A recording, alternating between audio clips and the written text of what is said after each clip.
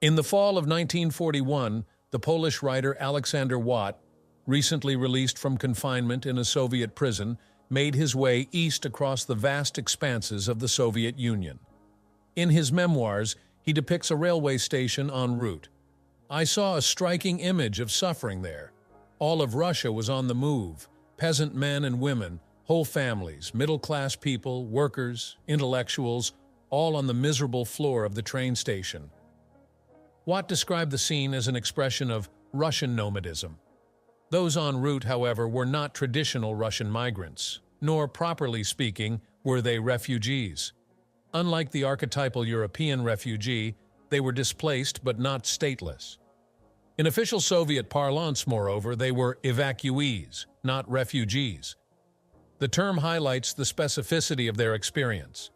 They were compelled to depart not only by a devastating war, but by a government, their own government, which sought to protect the lives of its citizenry, to keep valuable human resources from falling into enemy hands, and to assure the security of the state by clearing frontline regions. Between the German invasion in June 1941 and the autumn of the next year, approximately 16.5 million Soviet citizens were evacuated to the country's interior. The scale of the operation was unprecedented. Evacuations were carried out in 8 different Soviet republics and from territory that was home to approximately 40% of the Soviet population on the eve of the war. As Watt's description of the train station suggests, moreover, the evacuation touched Soviet citizens from all walks of life. Evacuation was conceived by the Soviet state, in keeping with pre-war developments, both as a form of economic mobilization and as an attempt to manage migration from the front lines. Although not punitive in nature, the operation was heavily indebted to the practices of population transfer developed over the previous decade. Furthermore, the operation was structured around a hierarchy of people and places that reflected both an existing system of privilege and an ideologically informed vision of the Soviet polity. Finally, evacuation was conceived to protect not merely certain esecuitors of the population, but the entire socialist state. At its core, the operation aimed to retain control over Soviet space, threatened, in the eyes of the state, not only by German forces, but by enemy elements and internal dissolution. The evacuation. On June 24, 1941, 2 days after the German invasion had begun, an evacuation council was hastily created by joint decree of the Central Committee and the Council of People's Commissars. Evacuation was in many ways thrust on the Kremlin. German forces had already wreaked havoc along almost the entire length of the Soviet Union's western border. Taking advantage of the state of surprise, they had destroyed communication lines, dispersed defending forces, and broken through the system of frontier defenses. By the time the decision to establish the Evacuation Council was made, officially sanctioned evacuations had already begun in both Latvia and Belarusia. Panteleimon Ponomarenko, then First Secretary of the Communist Party of Belarusia, recalls having called Stalin on June 23 to request permission to commence evacuations in the Belarusian Republic. Stalin was allegedly surprised by the request and wondered whether it was really necessary. Still captive to the principle of an offensive war and slow to grasp the scale of the disaster unfolding on the front lines, Stalin had, only the day before, ordered the general staff to launch a counteroffensive and to invade enemy territory. Ponomarenko's report, however, left little doubt as to the gravity of the situation. Such was the rapidity of the German advance that a large-scale evacuation from some of the western regions of the Republic was, in his estimation, no longer possible, and any delay in the evacuation of Minsk and the eastern regions would be irreparable. The next day, following countless hours of impromptu meetings in Stalin's office, the Evacuation Council was established. Journey from the front lines. The mass evacuation was fraught with difficulties. Stalingrad was perhaps the most extreme example of a systematic German policy of bombing transport, but such incidents occurred in many other places as well. In Leningrad in mid-July, for instance, an official reported of an evacuation train carrying children that enemy aircraft bombed the train, as a result of which many children were killed or wounded. In the westernmost parts of the country, which were evacuated only when the cities were already under heavy bombardment, losses were particularly heavy. Alexander Kowarski, a child at the time, later recalled how the train on which he traveled east with his mother and aunt from Vitebsk to Tashkent was forced to stop several times en route as enemy planes bombed the railways.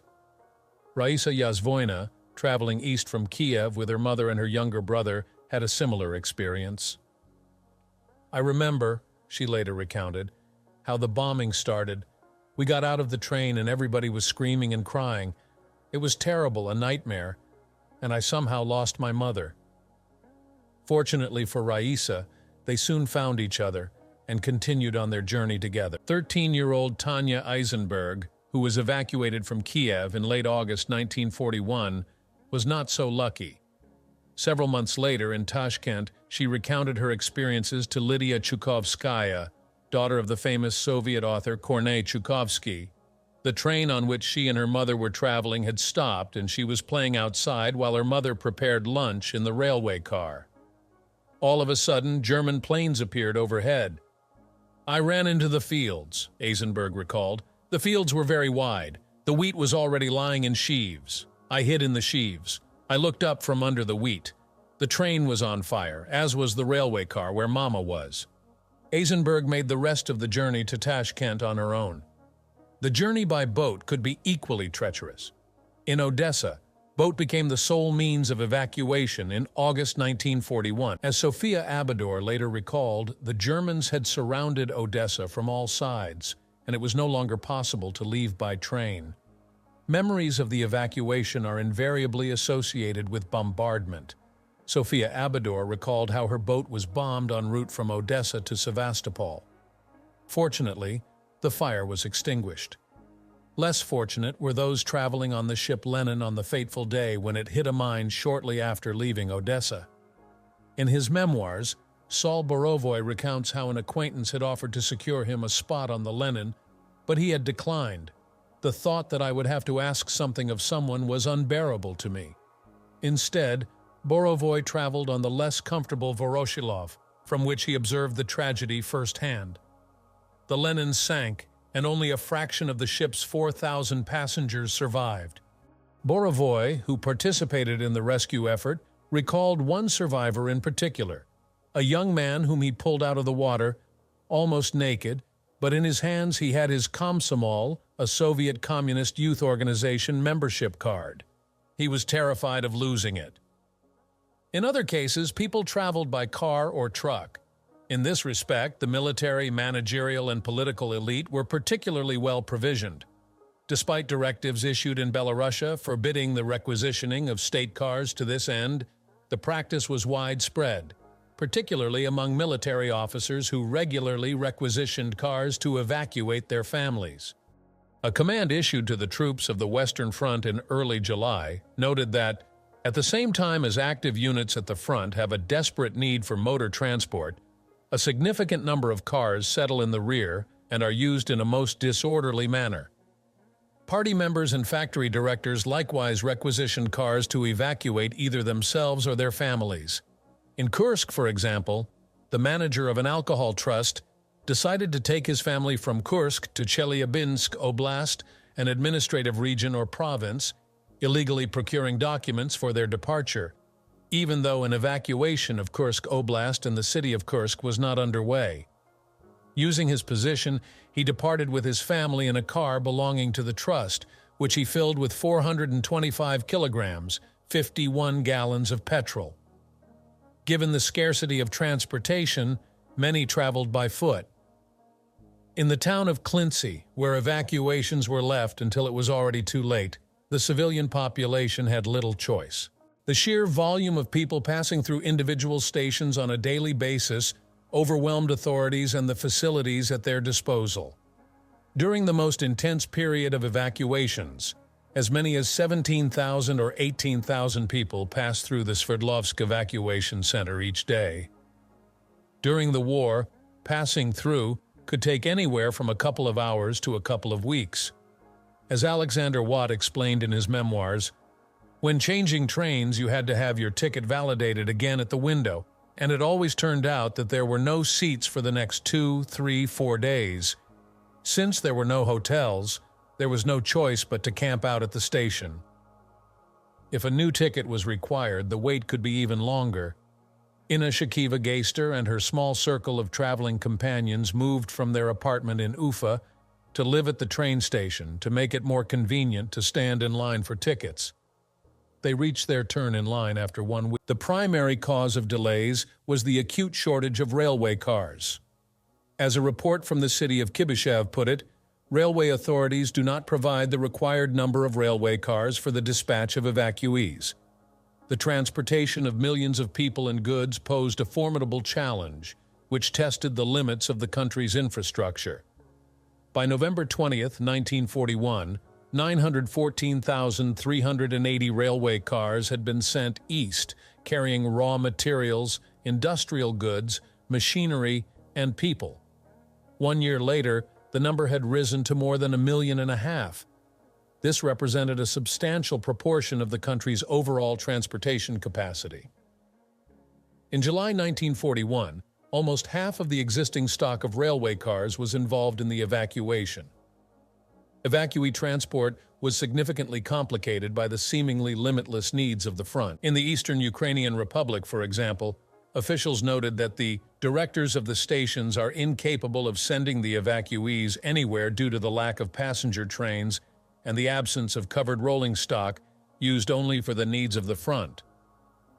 A similar problem was reported on the Black Sea during the evacuation of the Crimea in August 1941, when repeated requests for boats were refused on the grounds that it would simply not be possible until the freeing up of ships from Odessa. The shortage of railway cars had a dramatic impact on both the efficiency of the overall process and on the conditions in which people traveled. The situation was particularly dire in Stalingrad. In late November, a special commission was dispatched to Stalingrad to investigate reports of problems in evacuee transit. They found 200,000 evacuated people, not only on the trains but at the stations, evacuation centers and harbors, on the streets, in the stadium, on city squares, and on the outskirts of town. The city on the lower Volga that was to become the site of one of the most famous battles of World War II was, in the first year of the war, one of the primary reception points for evacuees. In the first 7 months of the war, 438,500 people passed through the city's evacuation center. According to monthly reports from the center, not a single evacuee spent fewer than 2 full weeks waiting for connections. Predictably, such conditions sparked bursts of outrage. In mid-November 1941, Nikolai Shvernik, chairman of the All-Union Council of Trade Unions, received an irate letter from a communist stranded in Stalingrad on his way from the Donbass region of the Ukraine to Novosibirsk in southwest Siberia. Describing in vivid detail the general disarray, he charged, "I didn't see such disorder, chaos, and helplessness in all the years of the revolution. The people move east at will, literally starving, enduring unbelievable suffering. And what is really bad is the inability of authorities on the railway line and in cities to organize the mass distribution of food, hot water, and warm clothes for living people." In Stalingrad, it was reported that only one of the city's 5 evacuation centers had hot food. When author Kornei Chukovsky stood in line for bread at a stop by the Aral Sea, he got nothing. What set Chukovsky and his traveling companions apart, rather, was the willingness and ability of higher authorities to intervene on their behalf. Writers, the engineers of human souls, traveled with candles and sausage procured for them before their departure from Moscow by Alexander Fadeev, the secretary of the Writers' Union. Telegrams requesting preferential treatment, moreover, were dispatched on their behalf to stations en route. The relative comfort of the intellectual and cultural elite was ensured not only by the likes of Fadeev, who stood at the head of the literary establishment, but by the highest levels of the political establishment. No less than Alexei Kosygin, deputy chairman of the People's Commissars, saw to it that the evacuated artists, writers, and honored scientists were adequately provisioned. In several cases, those who lacked appropriate documentation were simply refused food outright. Making one's way through the hurdles required companions. As author Georgi Efron, contemplating his upcoming evacuation to Tashkent, noted in his diary, "I'm not going alone. That is already very significant." In this sense, the collective really had become a basic unit of Soviet society. As in Soviet life more generally, travel on one's own made the journey significantly more difficult. One person was required to stand with the luggage while another stood in line. Companions were essential. Stories of the railway journey frequently revolve around the new and transitory communities that formed en route. The adolescent Inna Shakiva Geister and her younger siblings banded together with another young woman whom they met on the journey east. Writer Zinaida Stepanishcheva's whole railway car grouped together under the leadership of one particularly enterprising individual. And Soviet historian Nikolai Druzhinin recalled how a distinctive commune formed en route, which existed until the end of our journey. At the same time, evacuees set about reconstituting the communities that had only recently been rent apart.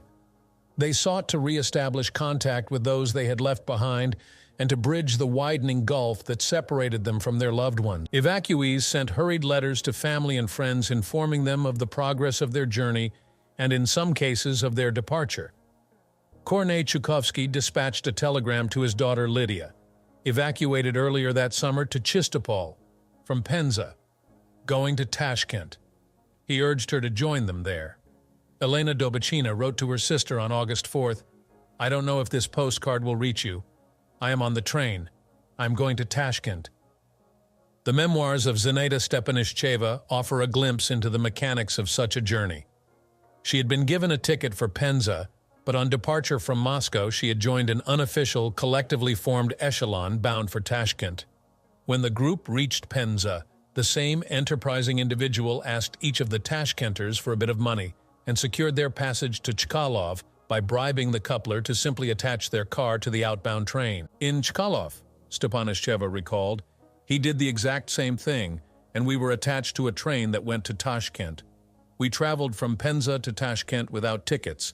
Everyone had documents from the evacuation center designating various destinations, but we all went to Tashkent. In the chaos that prevailed in the country, nobody checked either our tickets or our documents." A representative on the Penza railway line reported that the evacuated population travels in a disorganized fashion, in all manner of trains and frequently without tickets. Stepanishcheva and her traveling companions were clearly no exception. Destination Tashkent, one of the most sought-after sites of refuge in the interior that seemed to possess an almost magical appeal to the evacuees, even though most had never been there, was Tashkent, the capital of Uzbekistan.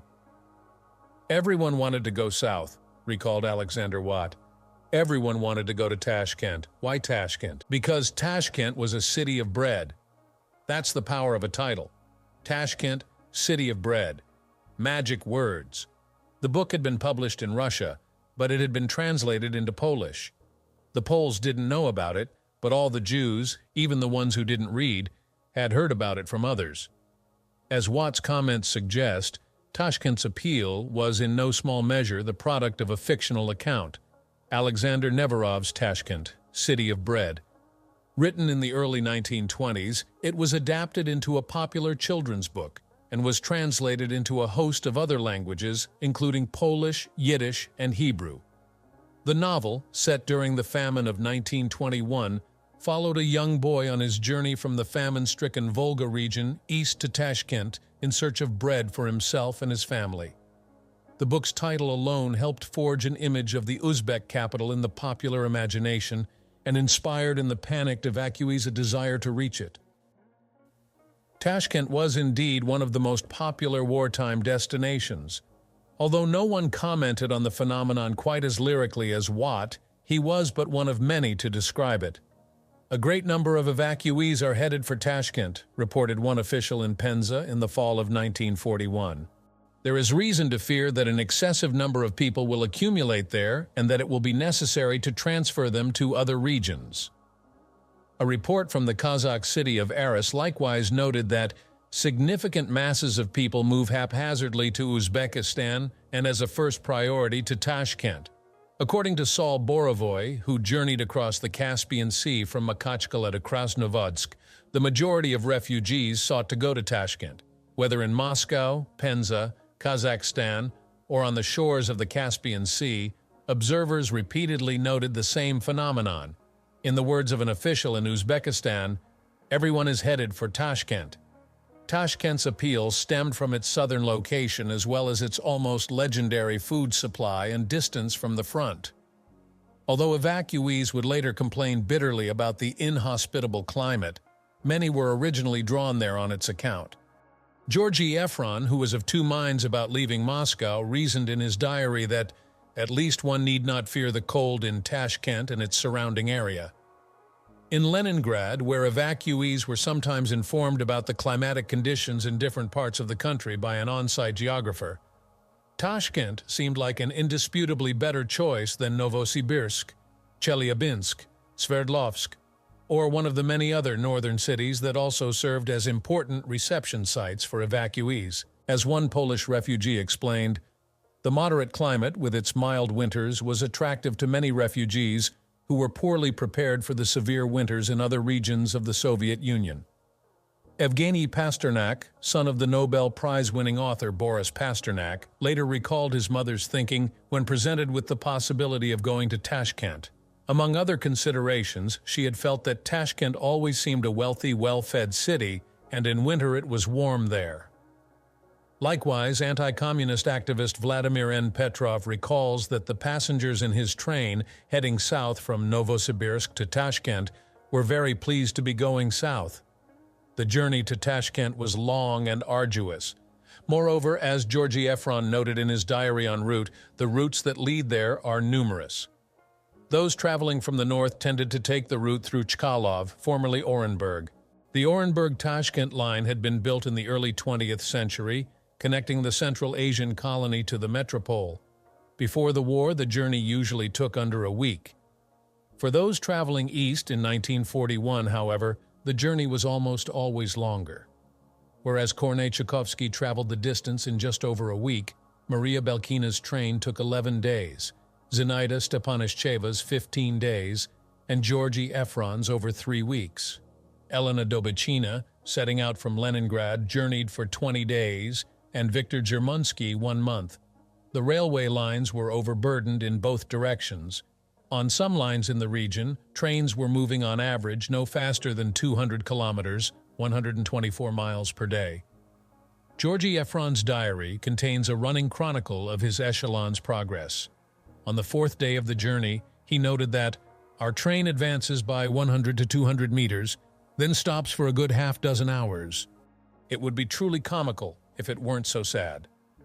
Tashkent, the city. The city that greeted those displaced by the war struck most as foreign and unfamiliar. Tashkent did not yet boast the distinctively Soviet-style apartment blocks that would come to dominate its urban landscape after the earthquake of 1966. In 1941, plans to transform the city into a model Soviet city, a modern outpost in Central Asia, remained by and large paper projects. Tashkent was still a city of small 1- and 2-story houses and dirt lanes. It was divided between the Russian section of the city, built as a European colonial outpost in the late 19th century, and the Muslim district or Old Town. Author Nadezhda Mandelstam later recalled the small, squat houses and tall trees, a contrast peculiar to Tashkent. The city was full of such contrasts. On the one hand, there were the steep and narrow alleys. On the other, there were broad streets and European squares. Mandelstam recalls one particular square that she and Anna Akhmatova christened L'Étoile, after the square of that name in Paris. We conceived a fancy that General Kaufmann, in laying out Tashkent, had indulged his nostalgia for Paris by making all the streets converge into this square modeled on the Étoile. Whatever pretensions to Europeanness the new city in particular might have had, however, Tashkent was, in the eyes of most evacuees, an inescapably Asian city. The journey into evacuation was conceived as a passage from Europe into Asia. Kornei Chukovsky, sick and preoccupied with the fate of his soldier son on the front lines, noted, "I am nonetheless happy that I have gotten to see Tashkent, even if in old age." Indeed, Chukovsky was positively enchanted by the city, which he described as having a special poetic quality, a melodiousness. "I walked the streets," he wrote in his diary, and it is as if I am listening to music, so wonderful are the rows of poplars. The canals and thousands of varied bridges across them, the views of single-story homes, which seem even lower in contrast to the high poplars, and the southern life on the street, and the kind and courteous Uzbeks, and the bazaars, where there are raisins and nuts, and the abundant sun. Why have I not been here before? Why didn't I come before the war? A similar romanticization of the city is evident even in the writing of those who were otherwise very critical of the Uzbek capital. Tatiana Lugovskaya wrote to a friend who had disappointed her by not coming to Tashkent, "Don't come, please, and you won't see Tashkent.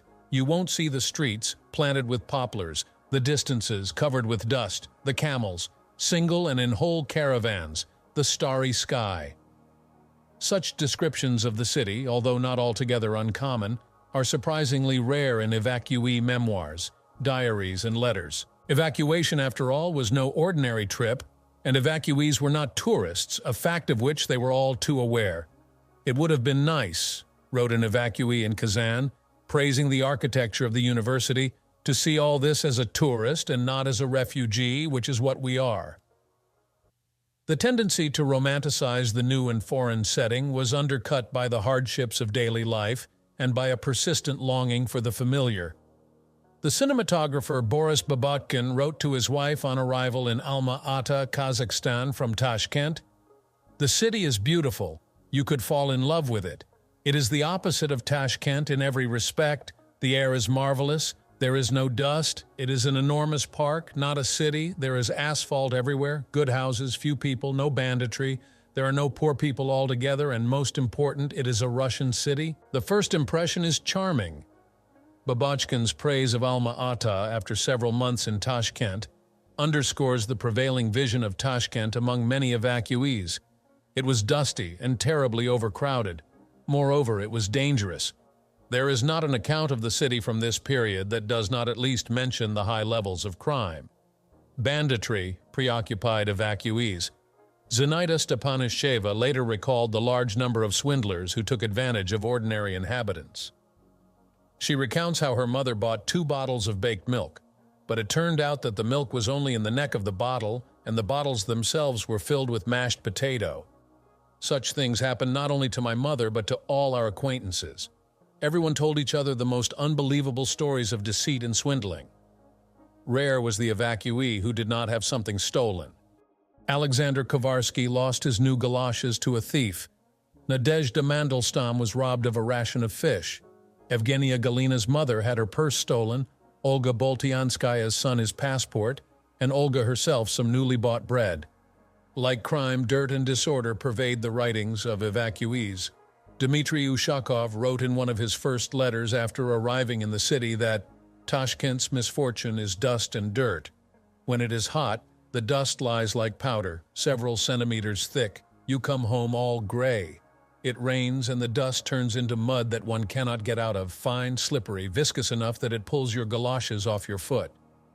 Tatiana Lugovskaya described Tashkent in a letter to her friend Leonid as wild. "There is nothing here," she wrote, "besides dust." Moreover, and perhaps most important, Tashkent was a foreign city. The city's urban layout, the flora and the fauna, seemed distinctly un-Russian, and Russia itself seemed distant and removed. This sentiment was captured with particular poignancy in one of Tatiana Lugovskaya's subsequent letters to her friend. Soon after her arrival in Tashkent, she wrote, "I've found myself in Tashkent, a city where even the water smells of dust and disinfectant, where in the summer water exposed to the sun begins to boil, where in the winter there is mud that has no equal anywhere else in the world. It more closely resembles a quick-drying carpenter's glue, a city where lady bimbos, Dami Fifi and Grief have assembled from all over the Soviet Union, where on the streets, moving alongside the trams, there are camels and donkeys. In this city made for death I have ended up. Why, for what, I cannot understand." If the urban landscape, the sights and sounds, almost invariably struck newcomers as foreign, there were some respects in which Tashkent was nonetheless familiar. The squat houses, winding alleys, and caravans of camels masked what was an all-too recognizable feature of the urban landscape, its institutional architecture. Despite the continued frustration of authorities in both Moscow and Tashkent at the failure to make Tashkent a truly modern city, it was an undeniably Soviet city.